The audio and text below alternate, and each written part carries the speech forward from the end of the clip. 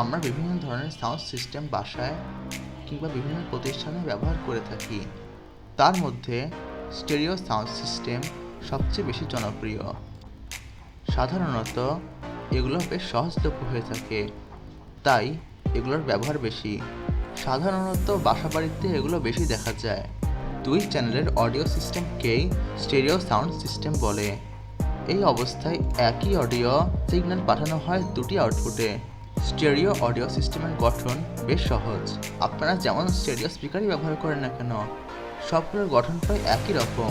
প্রথমে একটি অ্যাম্প্লিফায়ারকে বাহ্যিকভাবে বিদ্যুৎ সরবরাহ করার মাধ্যমে পুরো সিস্টেমটি চালু করা হয়। রিচার্জেবল স্টেরিও ব্লুটুথ স্পিকারে ব্যাটারির মাধ্যমে বিদ্যুৎ সরবরাহের ব্যবস্থা করা হয়ে থাকে। এরপর আমাদের অ্যাম্প্লিফায়ারে অডিও ইনপুট করতে হবে। এটি বিভিন্ন মাধ্যমে করা যায়। আজকালকার আধুনিক যুগে প্রায় সবাই ব্লুটুথ ব্যবহার করে থাকে। এছাড়া অক্সিলিয়ারি তার প্রবাহিত অডিও ইনপুট অনেকে ব্যবহার করে থাকে।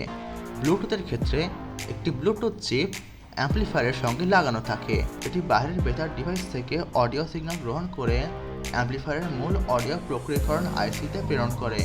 তার ব্যবহার করলে সরাসরি অডিও ইনপুট হয়ে যায়।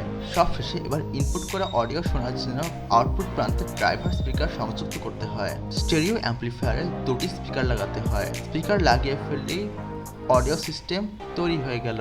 এই প্রক্রিয়াটিতেই সাধারণত স্পিকার ছাড়াও হেডফোনও কাজ করে।